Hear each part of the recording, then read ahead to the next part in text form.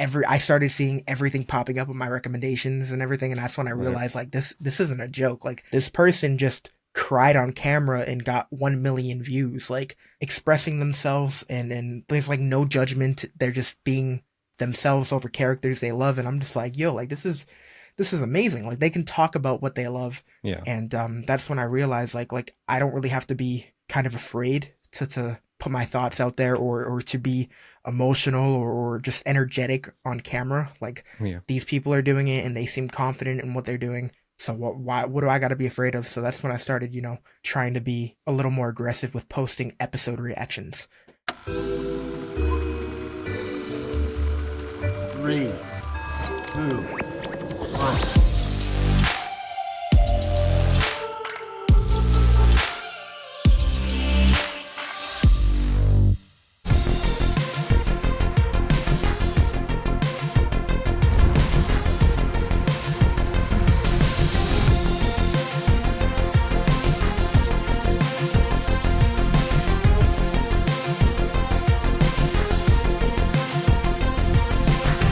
Hey everyone, welcome back to the Reactorverse Podcast, brought to you by Passion Fruit. I'm joined today by a longtime collaborator and someone I really admire in the space. It is BizzyBron. Bizzy, thank you for being here.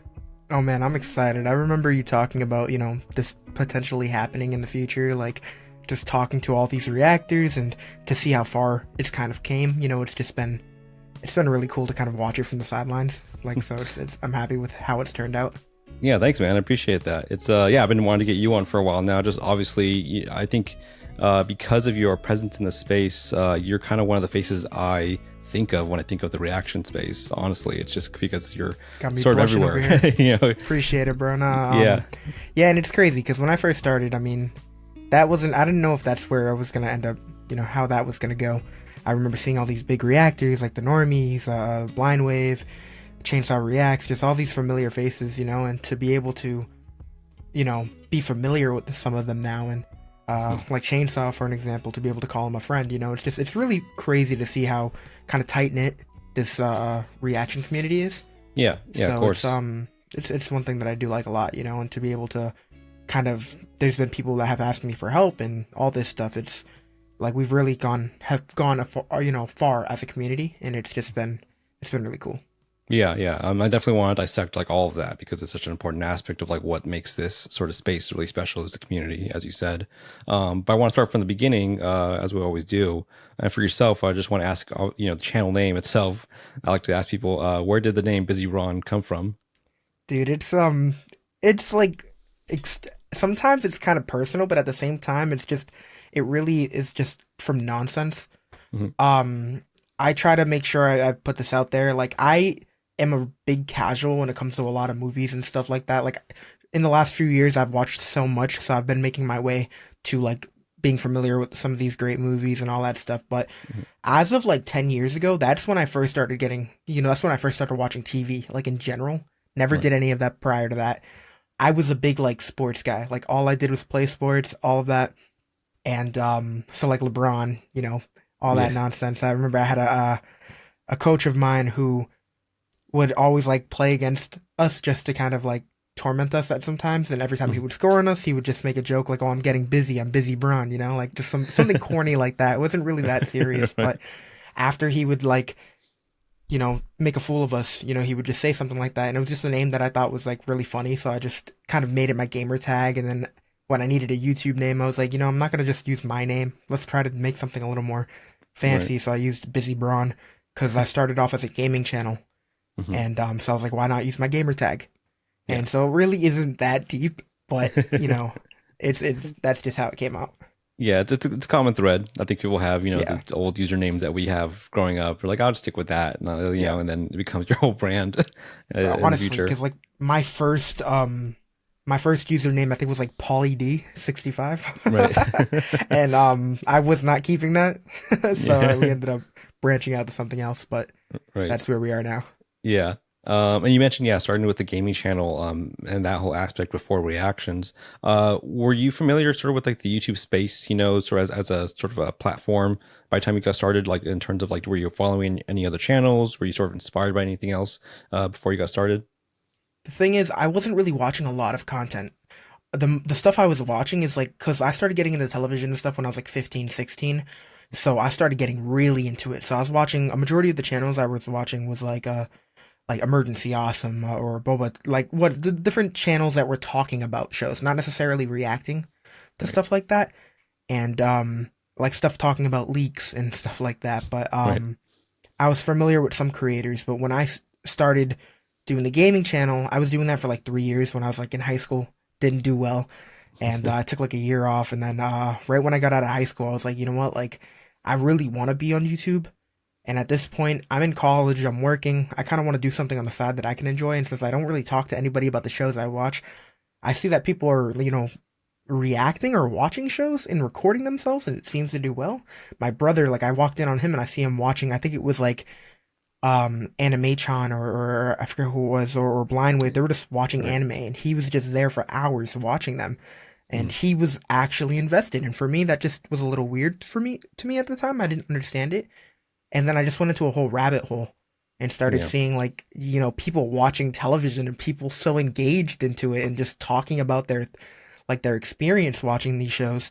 So I was like, you know what, like I really want to be out there. So why not, talk about something that I enjoy, such as television. So I started off with reviews and then branched out to reactions. And since I was a little more familiar with how that kind of worked out, I started, doing more and more with it. I wasn't familiar with the rules at the time, so my Mhm. first video got blocked hard.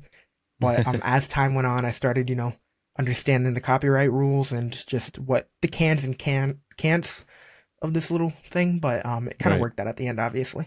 Yeah, yeah. 'Cause you started with trailers primarily. It's sort of like the Hmm. first stepping stone for a lot of reactors. It's Yeah. going through that sort of phase of just trailers.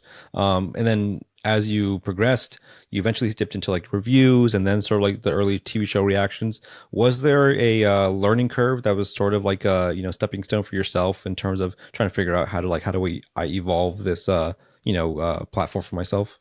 Yeah, cause I didn't really start with shows until like a year being into the reacting space. I was doing reviews and reactions for trailers primarily, and there was a point where literally anytime a trailer, whether it was for like whatever it was for, fan made, whatever, I would react to anything I could get my hands on, Mhm. just so I could just try to get some numbers out there and get people more familiar with who I was. Right. And yeah, so that's what I was doing for a long time. So I didn't realize that, you know, um sometimes you got to go a little more with what's kind of popping at the time. Mhm. And like I said, I was a huge Walking Dead fan, so I decided, who knows, why don't I try to watch the newest episode of The Walking Dead? And that's when I finally decided to edit a reaction. I did it for The Flash as well, and that's Right. when I started seeing a little bit of a numbers increase, because at the time not everyone was reacting to it at the same time. I was trying my best to be the first one to get it out, so I started seeing a little bit of an increase there than just watching a random video, Yeah. online, because I mean, people are going to want to see what just kind of what's happening in the now instead Right. of a video that came out 10 years ago. I mean, why the hell would I think that was a good idea? I don't know, but it kind of worked out at the end. So that's just where I realized that the shows were kind of where to go. Mhm. And as I started, getting more subs, people started to just care what I had to say. They didn't care if I was reacting to it. If I made a review for something, they were listening. And that's when I started realizing you got to start somewhere and kind of just grow from that point on. So it kind of worked out. Yeah, yeah.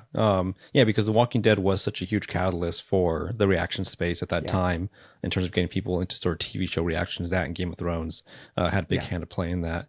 Were you aware of like how big The Walking Dead reaction space was when you were starting to dabble in that? Honestly, not really. I mean, I didn't really know too much about it. I think I started off with, I think one of my first reviews, it was for season 9.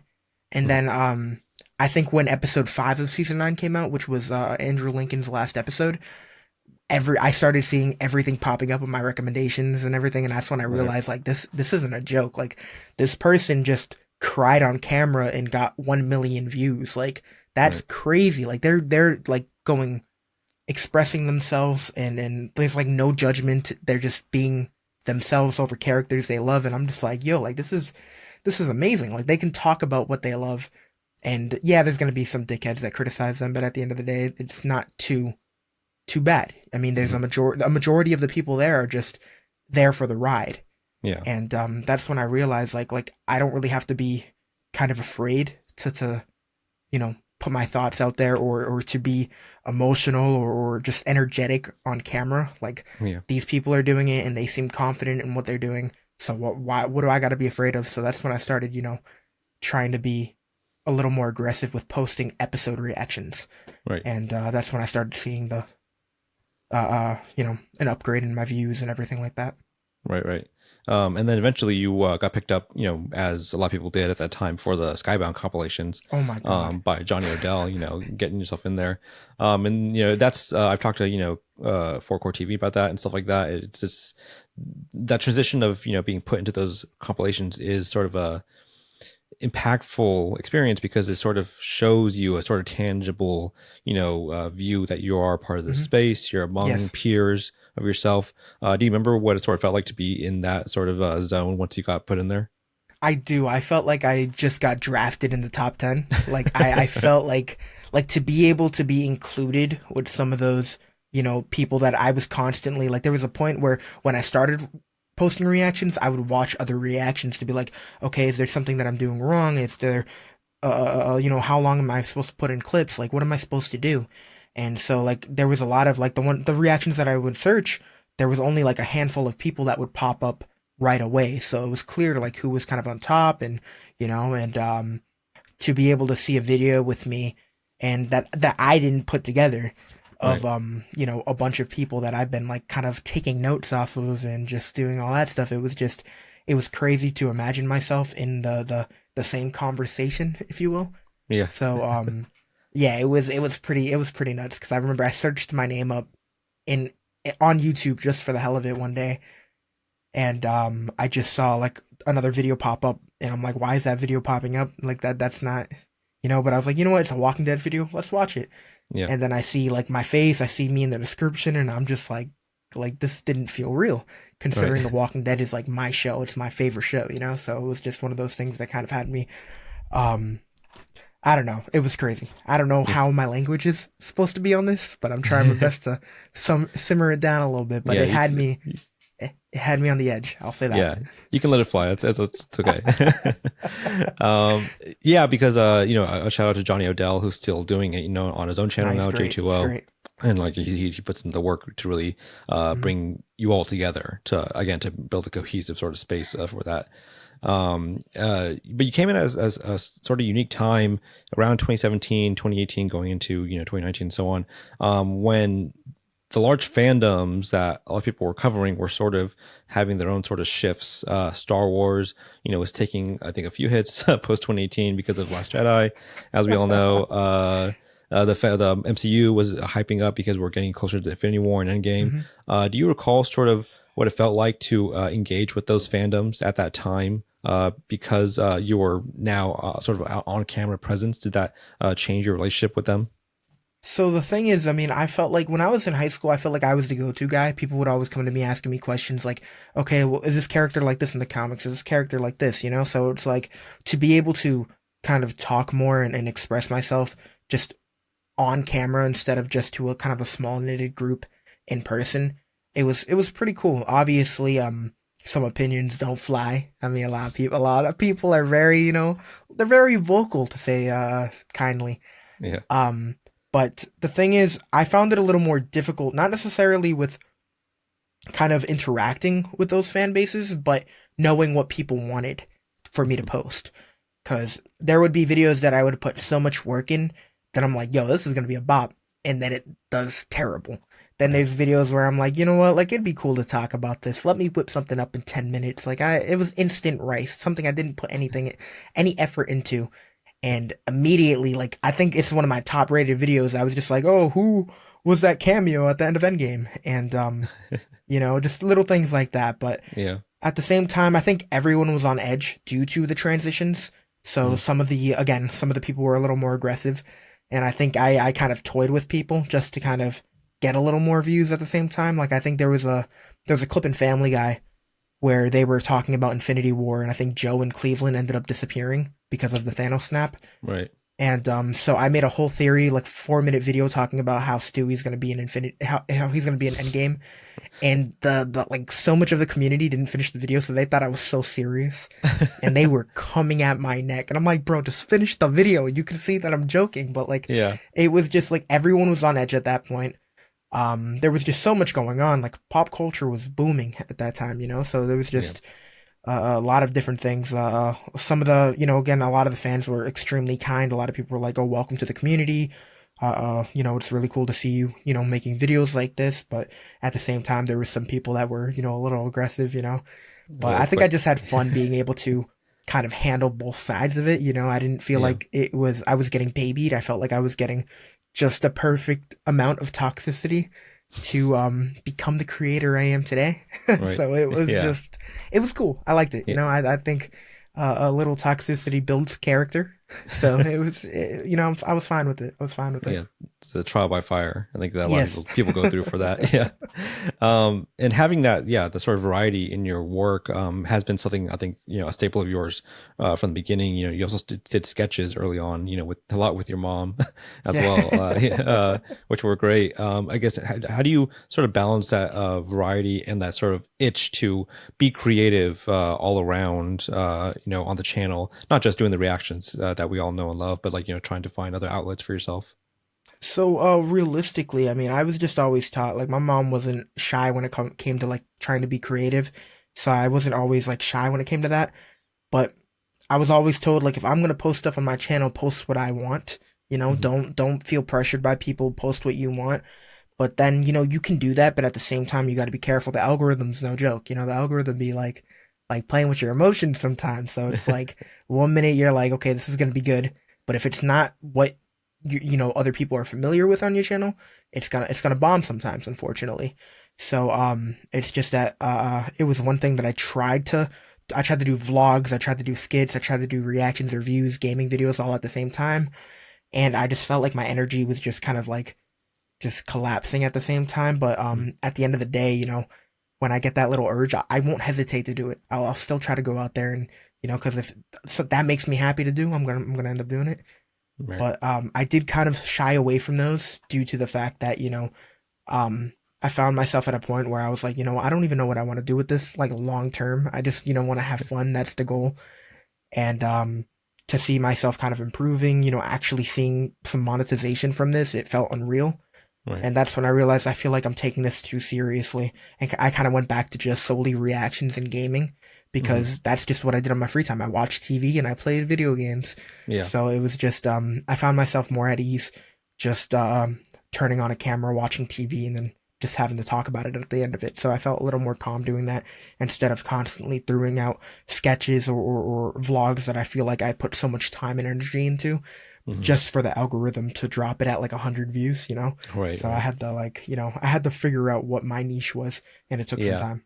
Exactly. Yeah. I mean, in this era now, I think the gaming aspect is such a second hand that people have with their channel. It's usually Mhm. like reactions go hand in hand with gaming. They usually have Twitch channels or like gaming channels to go along with that.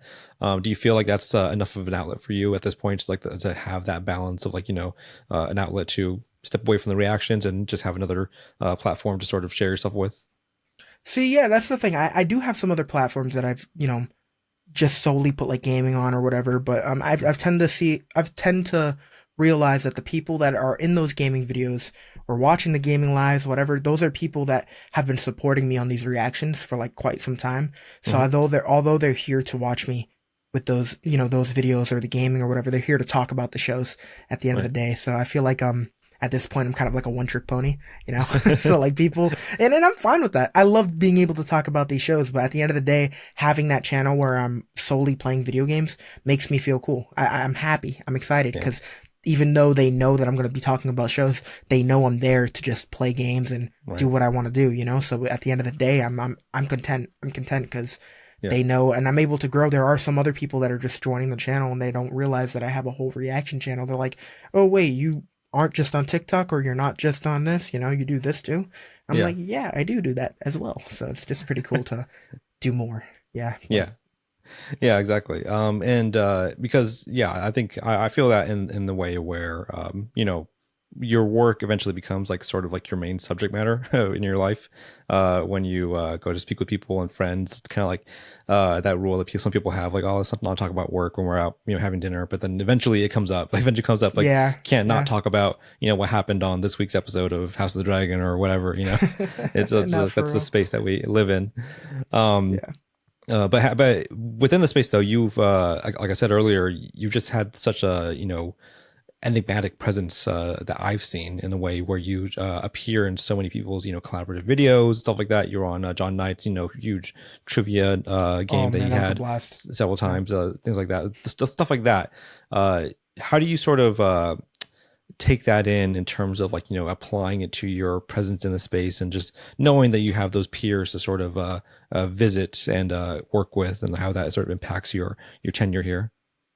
To be honest, I mean, it's been really cool to kind of just have people that I know I can ask questions if I need it, and it's just been even cooler to know that I'm now the person that people ask, when they have questions, it's just, and I first kind of met all these reactors due to John, when we had like the reactor con. I don't know if you remember that, quite some time Mhm. ago.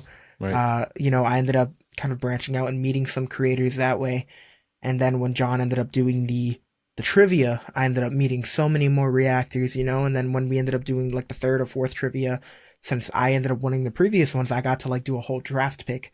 So Right. I got to communicate with a lot of these reactors and just, and some of them I still talk to, some of them we still make, collaborative videos with. Some of them, like for an example, like me, Omni Media, and Matthew V. Haynes, we would do like an annual like Cobra Kai chat. We haven't done it in a little bit, but we did it for I think like 2 or 3 years straight, and it was just really cool to just kick back and just not have to rely on myself Right. because I love watching group reactors. I think it's so much fun, Mhm. but with me, it's like I feel like it's so much more difficult because I'm constantly having to talk to myself, you know, and Yeah. I'm just like I feel like some people are over here just thinking I'm nuts because I'm over here asking myself questions and then answering those questions because I gotta feel like I have to have something to say, or Yeah. there's just nothing, no content there. So it's Yeah. just become a habit. But branching out with these other creators has made things, so easier for me.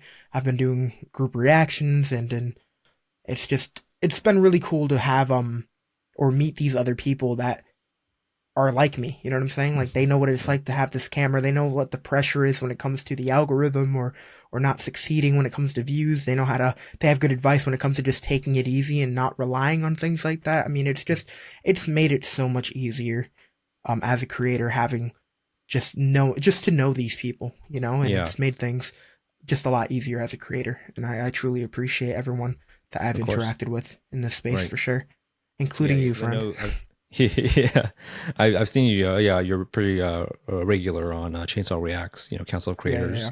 on there, and that's such a great idea. I had him on, a couple weeks ago to talk about that, and it's just a fantastic idea to bring people together in that sense to again to share the insight and the sort of same trials that you guys go through to overcome, because like it really does affect everyone. Like the same sort of issues that one faces, it kind of like spreads out and hits everyone.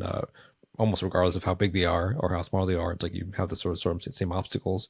But as say about 2019, a few years into your time with the channel, where we eventually get into the pandemic, how did that experience go for you in terms of like managing the channel? Obviously, all the changes in the algorithm and like people being at home, but also like we just said, having the connection to people still. The sort of friends and peers that you had made over the years, and being able to still keep in contact with them when people were feeling so isolated. So the thing is, I started my channel late 2018, and then I started getting more serious about it late 2019. And so and then right when like Corona started, I was still doing things kind of by myself. And I think I met everyone during it. Like I think, like I said, the Reactor Con is when I ended up meeting everyone, and I think that happened due to COVID. Mhm. So COVID sucked. There's nothing else to say about that. But at the end of the Right. day, it was a reason why I was able to meet all of these creators. I was able to chat with all these creators. And at the end of the day, it did make things a lot easier for me as a creator. So Yeah. yeah, again, screw COVID, but thank you for, introducing me to all these people. Right. But yeah, it it gave me more time because again, I was in college at the time and they literally just dropped everything. We're like, oh yeah, about that. You guys are going home.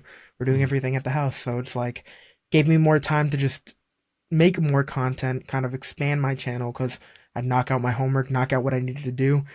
And like the teachers didn't really know what they were doing at the time. So we didn't really have a lot of homework. So I had more time to focus on, YouTube and stuff. So I think it gave me a little bit of a boost, but at the same time, I feel like a lot of people ended up, deciding, hey, like this is the perfect time to start a channel.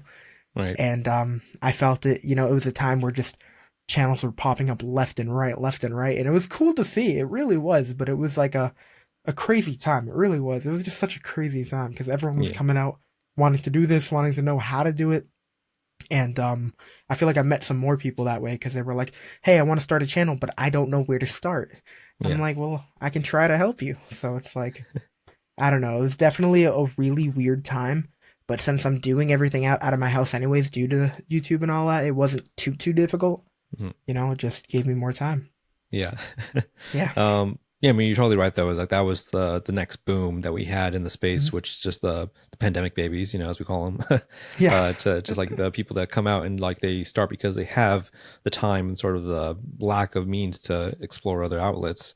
Do you recall sort of the shift in the space in terms of the content itself? Because at the same time, 2020 going 2021, we get into the sort of like real height of the streaming wars with like all the Disney Plus shows coming out and everything, and that's when things get like really hairy because like then we start have also the HBO Max movies coming out, and so there's just a flood of like things to watch and how you sort of manage watching things day of or like right away or like just spreading it out over a schedule. Do you remember like sort of like that approach to it? Yeah, so I mean, there was a lot of waking up at 3 a.m. I know that. With the streaming services, it really kind of like messed me up because I went from like staying up throughout the night to watch something that, say, Game of Thrones, dropping at 9 o'clock, but I wouldn't be able to find a downloadable version of it until like 12 or 1 in the morning, and then I wouldn't be finished editing it until like 5 or 6 in the morning. It was the whole thing. And then with the streaming services, I realized I could screen record. Who knew that you could do that? And it just, it started making things a lot easier with that. But I feel like I'm feeling a lot of the repercussions now when it comes to all that because a lot of these movies I was watching when they were released on streaming, such as Dune or the Godzilla movies. Right. I caught up on the Godzilla movies and watched them and reacted to them. And I did the same thing. I reacted to Dune. And Dune 2 just came out, and I'm like, you know what? Like, I reacted to the first one. I really want to see the second one in the theater. Like, people are gassing it up, but at the same time, it just feels like one of those things I really want to react to. So now I'm in this position where I got to make my mind, like, what I want to do. So I still haven't seen the movie. We're going to wait. You're gonna wait it same out. thing goes with, like, Godzilla X Kong. So I feel like it was one of those things that really kind of, I didn't really think of at the time, like, oh, how is this going to affect me later on? But it just gave me a lot of different options at that point, like, because everyone was reacting to it. So, like, it made things a little difficult because I would have to be, like, the first person to drop the reaction in order for it to get some views. Or everyone and their sister would drop a reaction for it, and then I'd be late to the party, and it wouldn't work out. Right. Yeah. But it was just, it was crazy. Yeah. I mean, I've seen other channels do it. Some of them hold off the theater experience for the reaction sake of things for the channel. And I know I've spoken to Serge about it from the normies, and he was saying like sometimes you're just like, I gotta see it in theaters, Dune, I just gotta see it there, I can't wait. So I respect you and everyone else who has the patience to do so, because I enjoy this. I enjoy the movie reactions. I think that was such a big thing in the pandemic era, which is people understanding and breaking through that barrier of what movie reactions can do for you and for your channel, because the TV show reactions, as they were, lucrative for a long time, I think people understood that movie reactions are super helpful because they're a quantifiable experience. From beginning to end what that sort of experience is. It's not like the same as an episode where you think like, what happened in this episode? Is this the one where, someone dies or like, something happens? A movie, the whole thing. And so for you, can you describe sort of what the difference is in terms of like watching, taking in, editing, and putting out a movie reaction compared to like a TV show reaction? So, honestly, it just comes down to editing for me. Like, I can be patient if I need to be, so I don't mind watching the entire movie. The only one that I really had trouble with was sitting through the 4 hour, cut of Lord of the Rings. But Right. the movie was great, so it didn't kill me at the end of it. Yeah. But realistically, it comes down to editing. I feel like the way I edit some things are a little more complicated, with the green screen, and then, it's just a little weird sometimes. But for a TV show, it can take me over an hour to get the edit done. But for a movie, when it's like over 2 hours or something, I can be in this chair for like 6 hours trying to get it done. So it's like, Yeah. depending on how I'm feeling patience wise, it can kill you. It's all about the editing, because Yeah. just not knowing how the video is gonna do that can slow you down. But yeah, the difference between that for me is primarily the editing, Hmm. because there will be some franchises that, like, again, I'm kind of like a casual. There's some things that I haven't seen, such as Scream. I haven't seen Right. that. There's been a lot of big franchises, and people are like, "You gotta react to it. You gotta react to it." But it's like I gotta react to 7 movies, edit those movies, Yeah.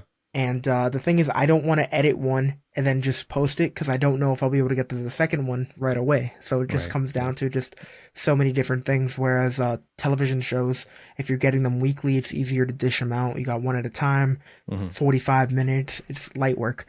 But Right. the editing is the one thing that's always kicked my butt when it Yeah. comes to this reaction thing, for sure. I can imagine. Yeah, yeah. I mean, of course, as an editor, I totally empathize with the work that goes into that. As I've done several reactions myself.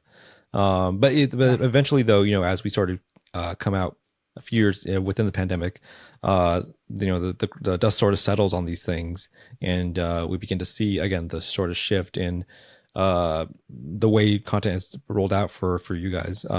Now it's no longer for Disney Plus, at least, no longer the midnight drops. Like they're trying to push it back to the 9 p.m. the prime time stuff that helps you guys out a little bit, I think. Yeah. But now there's the sort of balance between the binge model that some platforms have and the weekly release model.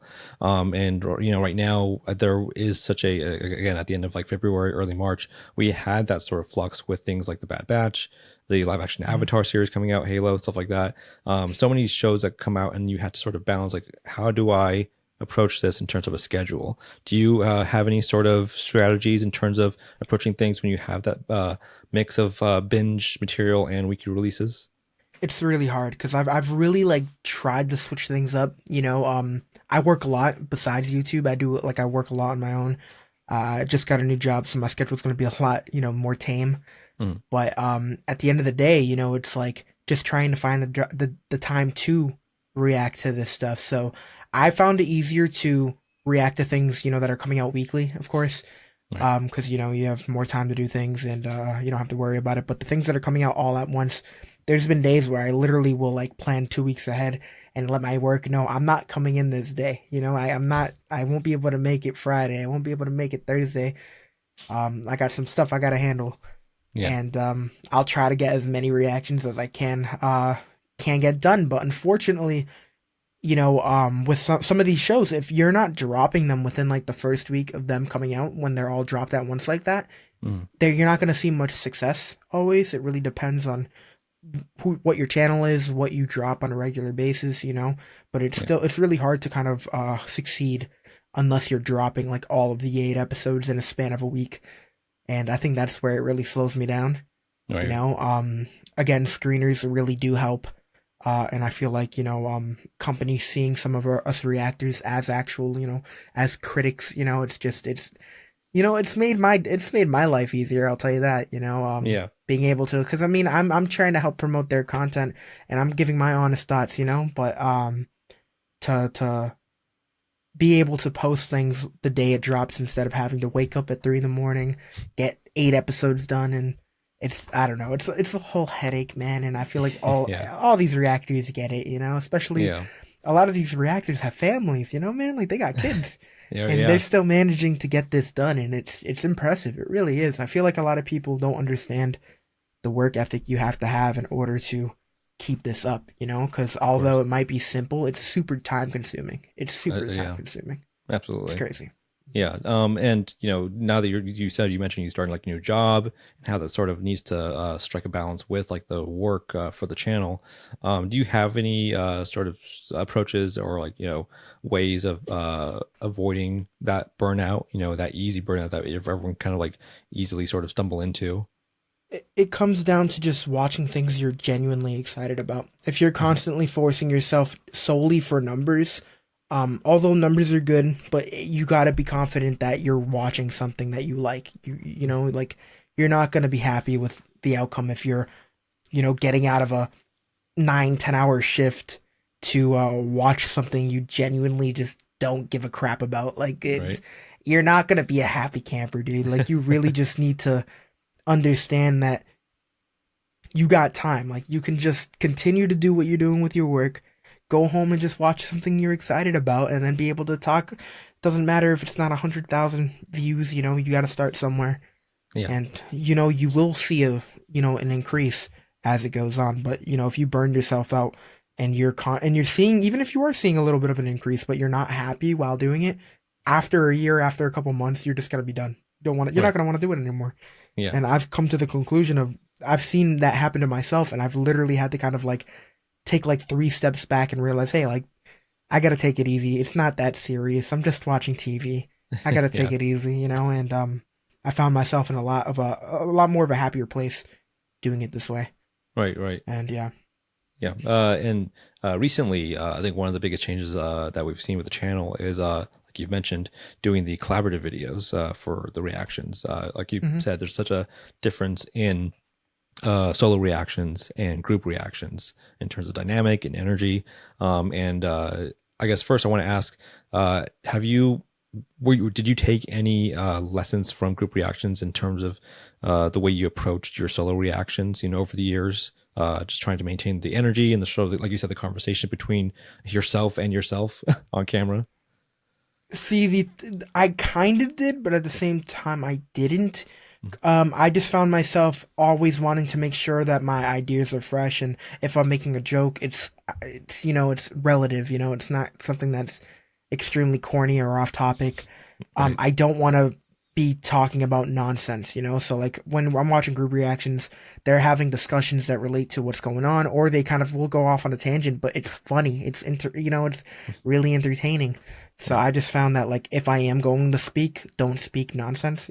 Just kind of talk about what I'm thinking. But Yeah. sometimes what I'm thinking is just it's all over the place. But Yeah.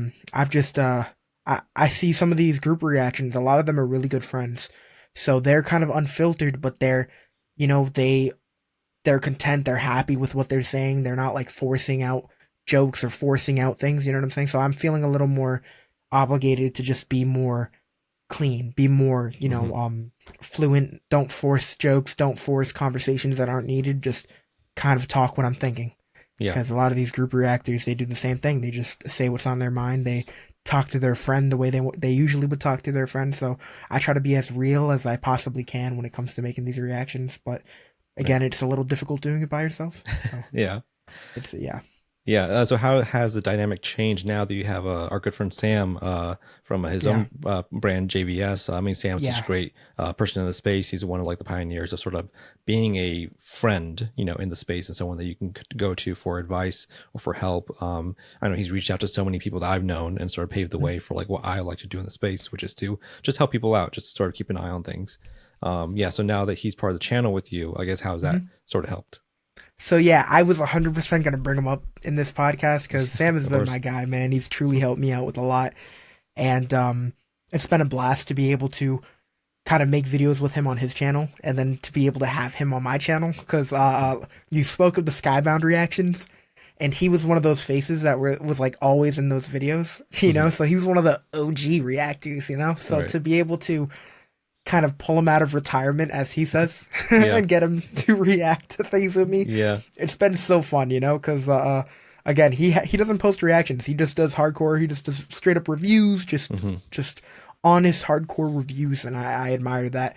Yeah. But to be able to work with him and his team, and to feel, I'm like a Team JVS part timer. It feels, Right. to be able to have him and his crew, agree to do reactions on my channel has just been a blast because it's made things so much easier as a creator, not having to talk to myself and to be able to just joke around with him and his buddies, and it's Hmm. just been he's been awesome, man. I've truly Yeah. appreciated him as a friend, as a creator, and it's been really, really fun to have him, Yeah. part of my channel as well. It's something that I'm really happy that he agreed to, and Of course.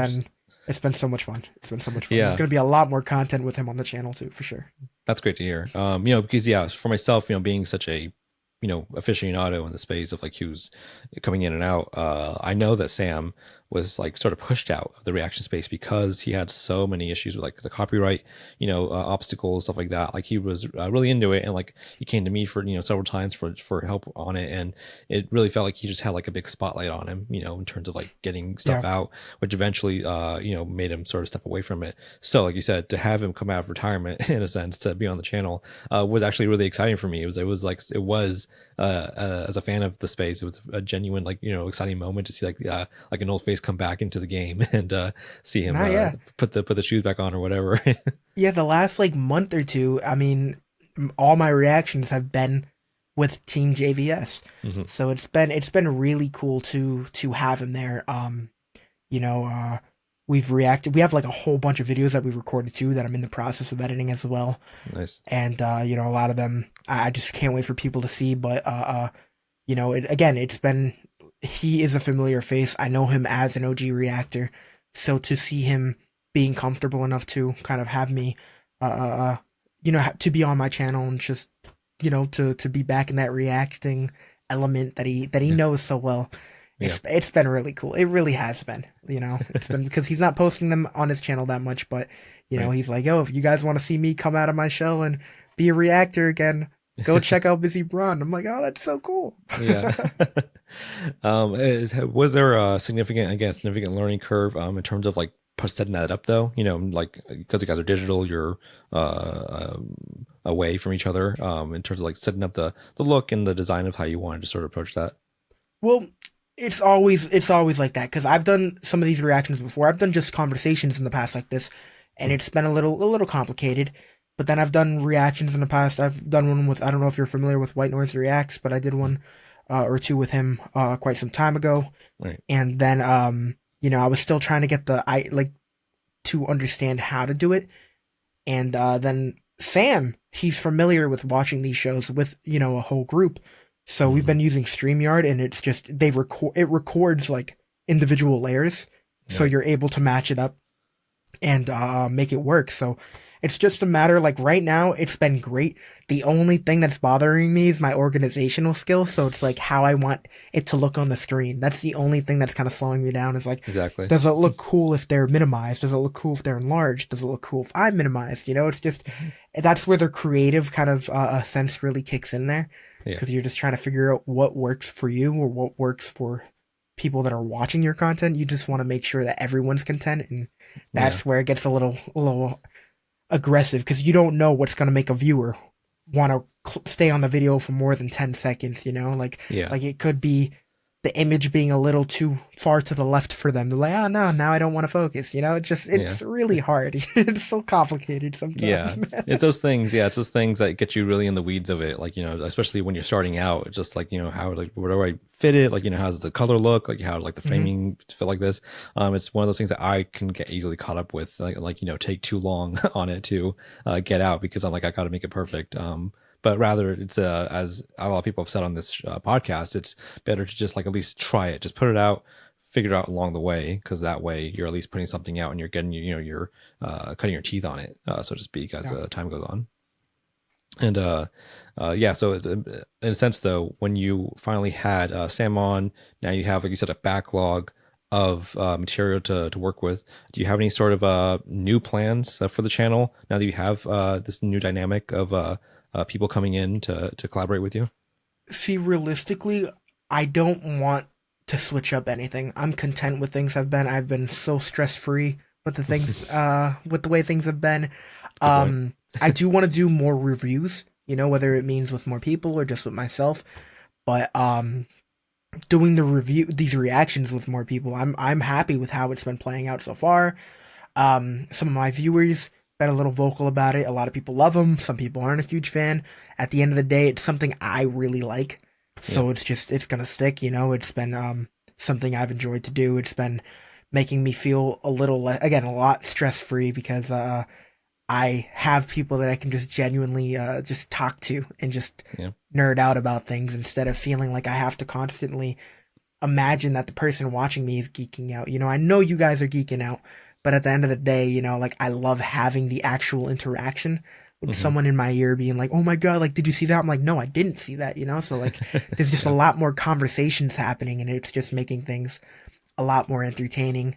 Right. And when I geek out and when I'm screaming in the mic, you know, I'm pretty loud. I'm not, you know. So when I start yelling about things and knowing that they're yelling too, I'm like, okay, maybe I'm not overreacting because they're freaking out too. Yeah. And there's gonna be some reactions that you guys see in the future, where you'll know what I'm saying. Like I, you know, am freaking out, and then they start freaking out, and then I feel more content that you know maybe I'm not overreacting, and it's just so it's fun. It's fun to have a group. Of course, yeah. I mean, having that stress-free environment is a win in itself, as I would say. Yeah. But over the time with your channel, to sort of start, you know, winding things down here. Next question I always ask is, what has been the most consistent obstacle you faced over the years with the channel? I'll say copyright has always been difficult, but a main thing is just, you know, finding the energy to edit, you know, like Yeah. it's just you never know when a video is going to do well. When you're watching shows and say like the first 3 episodes did well, you know that the other episodes are going to do well, so you get a little more motivated to get things done, but it just all comes down to just being patient and just knowing that, you know, there is a lot of hard work behind this, you know. People that aren't like involved with this will look at you and they'll think it's not that serious. They don't take what you're doing seriously. And it's just, you know, it's a little, you know, hard to be motivated when people are just like, okay, you're just uploading clips of you reacting to stuff. That's not real content. And I'm like, all right, you know, that's fair. But you know, what am I gonna do? But then there's people like you, for an example, who are just, you know, supporting the hell out of us creators, letting us know that what we're doing is real, and providing resources, providing us a space to talk about things. And it's just it makes things kind of weighs things, you know what I'm saying? Like it balances things out, and it's cool because you know, obviously you're gonna deal with, you know, just douchebags, but there's also gonna be people that are in your corner, and at the end of the day, you're gonna ride with the people that are in your corner. Right, of course. And then similarly, how do you feel you've personally grown over the years with the channel? So I feel like I'm more confident in myself. When I first started, I feel like I was always just really cautious with, oh, what if I say this on accident? What if I offend this person? What if I do this? But I think I've just come to the conclusion that, like, I'm going to make jokes that I feel comfortable with. I'm going to do things that I feel comfortable with. If people don't like, because I'm never going to go too far and say something that's not, you know. So at the end of the day, I needed to stop filtering myself and realize that, you know, like, this is just how things are going to be. You know, I'm going to make these jokes. I'm going to say what I want to say. And I feel more confident and more laid back and just more willing to just do what I want to do on my channel without feeling like, oh, I can't post this because this person's not going to like it. I'm just doing more that I want to do. And again, I think that's why it's helping with the longevity of this, because there was points like a year or two ago where I was ready to just drop the channel. But knowing that, like, you know, this is what I want to do, just doing things that I'm content with and that I genuinely just want to do it. It's making me more comfortable to do things. I don't know how to even explain it. It's just, it's helping me want to do this long term while I have a full-time job, you know, just to do this on the side for fun. And I don't know, I just feel like I've just been more comfortable as a creator because of my just understanding that this is how things are. Like, you know, people are going to get upset about certain things, but you can't control that. You know that there's going to be people that support you, and that's all you can really focus on. So I've been a little less, you know, aggressive when it comes to having someone chirping in the back of my head. You know, I got to realize this is how I'm doing things, and that's it. Yeah, of course. Yeah. I mean, having that understanding of that, you know, this is your outlet to express yourself and enjoy your time with it. It's such an important thing. I think a lot of people still struggle to sort of come to realize within themselves. The final question again is similarly, beyond any sort of financial or monetary value with the channel, what would you say is the most rewarding aspect of it?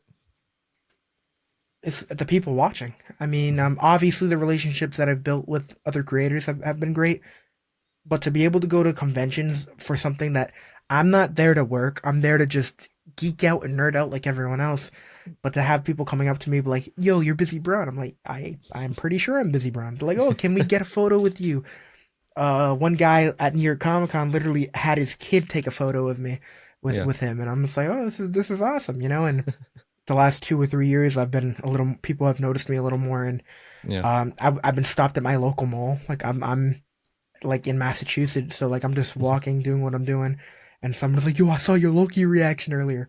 I'm like, "I don't know you, but that's so cool." Yeah. You know? And it's like, to know that these people aren't criticizing me, but they're just like, "Dude, what you're doing is awesome. You're entertaining me," you know? It's just, and even the comments I'm getting where people are like, "Yo, I've had such a shit day," and, you know, you're, you know, and I'm just like, I'm just watching TV. I mean, it's not that, you know, I'm not trying to change your life. I'm just trying to like watch TV. And they're just like, "Bro, but you're like making me laugh when I need it." And I'm just like, that's really cool. I really appreciate that. So it's definitely the people that are watching. And to be able to say that I have fans is still something I don't, it feels weird to say that, but you know, it is what it is. Yeah. Yeah, embrace it for sure. I want to get into our final questionnaire here that we have for everyone on the show. The first question is, what is your favorite TV show of all time? Oof. As you see, it's a little bit of everything. I mean, when it comes down to franchises, I'm a big fan of Star Wars. I've made that clear. But at the same time, I'm a big fan of like The Walking Dead was one thing that really changed things for me. Of course. Like I said, I always played sports, but there was a point where I was playing football. I loved it. And then I broke my collarbone. So I wasn't able to play sports. I was just trapped in my room, just kind of figuring out what the next steps were. And I ended up binging everything that they had for The Walking Dead. I ended up binging the MCU, caught up on Game of Thrones. And that's where kind of like all this television thing this television stuff came out of nowhere for me. Yeah. So it's really hard to say what my favorite thing is, due to the fact that I watched a little bit of everything at the same time. Because there was a point where I would have told you Arrow is my favorite show. Right. There was a point where, you know, for the first 3 seasons, I would have said The Flash was my favorite show. Yeah. And now I can't say that. So it's like, it's really hard. But I just love television as a whole. I'm a very optimistic and positive person. I try to be, at least. So it's really hard for me not to like something. Yeah. So when it comes down to like, what is my favorite thing, it's really hard to just say that. So I'm gonna put it out there as The Walking Dead, Game of Thrones, and One Piece. Those are my top 3. Good. Yeah. That's no great. specific order. Yeah. This might be hopefully a little easier. What is your favorite film? Kick-Ass. Yeah. Kick-Ass, bro. Yeah, that's a good one. Yeah. That's my movie, man. I don't know what it was. I think it's just the idea of someone actually trying to be a superhero was just ridiculous to me. Right. And I truly did love that. Don't know what I enjoy Frequency. I think that's another slept on movie. Yeah. But I think Kick-Ass is gonna be the movie that I'm gonna constantly say is my favorite. It's by no means a masterpiece, but it hits at home with me more than any other film does. Yeah. So it's so funny. It's so great. That's all you need. Yeah. Yeah. It's fantastic. Next question is, what stresses you out? Shit, everything, bro. The editing, dude. Editing, as we heard, yeah. Which is a valid answer. Yeah. I truly don't know. I mean, how to put it out there. It's just a matter of, for the longest time, it was just knowing what to post. Because I felt like, if these people aren't content with what I'm posting, then they're gonna unsubscribe. Right. And for the longest time, I let that eat at me, you know. And again, now I'm just a lot more content with what I'm doing and more confident. So it's just a matter of finding the time to edit, finding the time to do things on time, and worrying about posting things without having to worry about copyright. Right. because it just makes things a little difficult. Like you're putting all this time to editing something, and then you're like, okay, I can only post it at this time, but then I gotta leave immediately as it uploads. You Yeah. leave the house just to get an email saying, hey, about that, you're hit with copyright. And it's just, there's so many different factors, but it's just a matter of getting things out on time now, which is kind of a little difficult. Yeah. The constant thorn, I think a lot of people have. Yes. What helps you relax? Oof. So I think just being able to know that I got these viewers who are just leaving these positive remarks, knowing, oh, it doesn't matter if you were this late with dropping it, we're still watching your content. But realistically, it's just being able to find the time to just chill out. Mm-hmm. And it's come to the point where I'm watching television nonstop. I'm always recording myself watching television. So to be able to have a show that I can just watch without reacting to has been very calming, because TV was that getaway for me before I started reacting.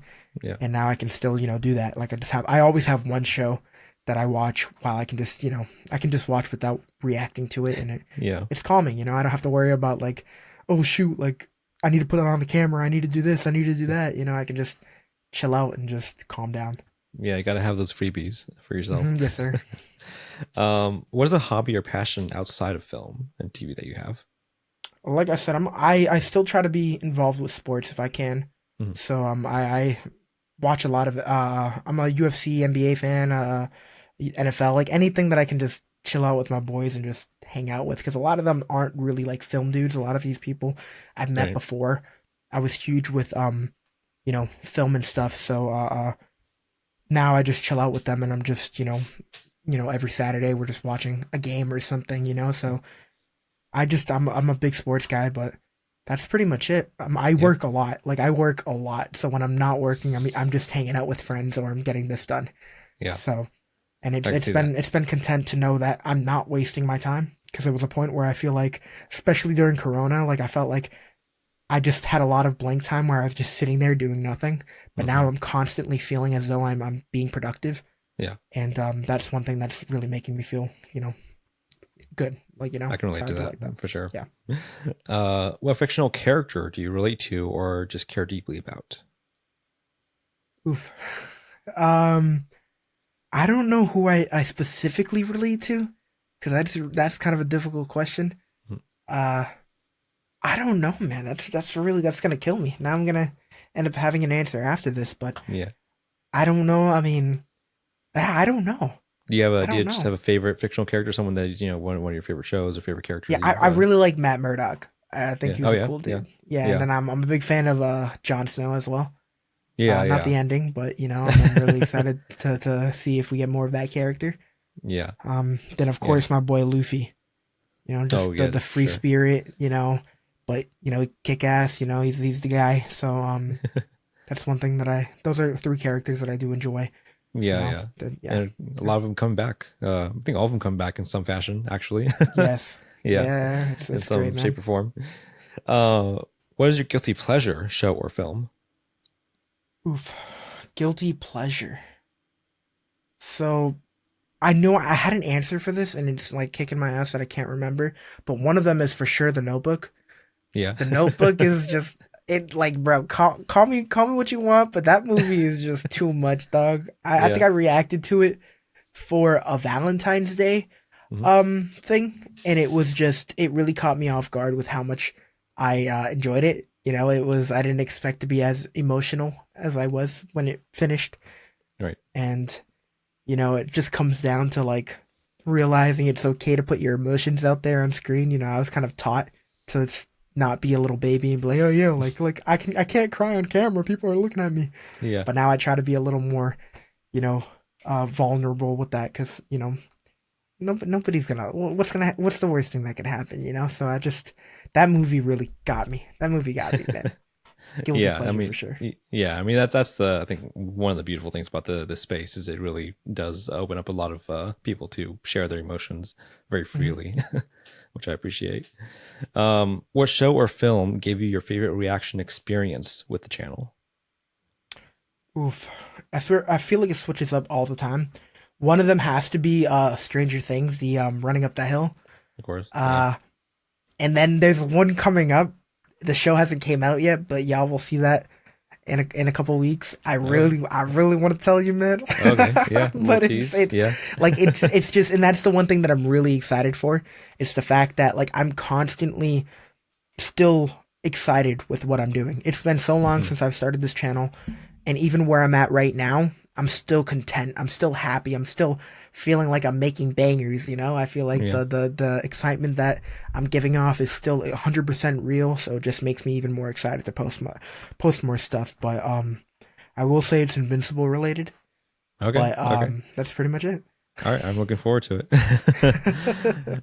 What show or film do you wish you could erase from your memory and react to again for the first time on camera? Man. There's a lot of different factors in that, because I try to realistically look at like, oh, well, let's do good view wise. I really wish I could personally react to Harry Potter again. Like, I never reacted to it, but I watched that growing up and read the books. I really wish I could do that, you know, for the first time on camera. Yeah. Same thing with The Walking Dead. I would definitely react to The Walking Dead 100, you know, again and all that stuff. Yeah. And yeah, if I had an editor and they weren't charging me, I would 100% watch One Piece again. Like, little things like that, man. The whole series, the whole animated series, yeah. Oh my god, yeah, it's art, bro, art.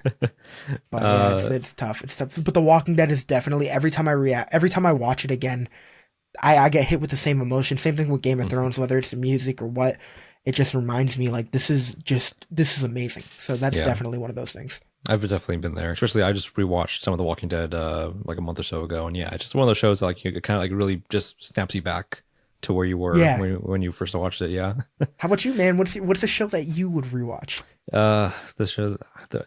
It's hard to say. It's, again, you said there's so many factors into it in terms of like, you know, where I'm putting you on a spot, dude. Yeah. The one that kind of comes to mind is Arrival. I think Arrival is like one. I don't know if you've seen that, but like it's one of my favorite films. I saw that in theaters at a test screening, and just like all I knew about it was Denis Villeneuve's new film, and that's it. And so I was like, I saw Sicario, I loved it. I saw Prisoners, I loved it. So I'll go see it. And just like the overwhelming experience I had in that theater without knowing anything about that movie was just like, it was just like mind melting.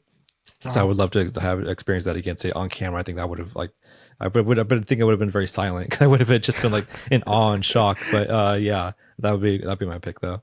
That sounds like a decent recommendation, man. I would say, yeah, if you haven't seen it, definitely, I definitely love to see you react to that. For sure. And the final question here is, what advice would you give to your past self if you can go back in time when you first started the channel? Just be patient. Like, take your time. Obviously, it's gonna take a lot of patience to get stuff done, but it's gonna work out, you know.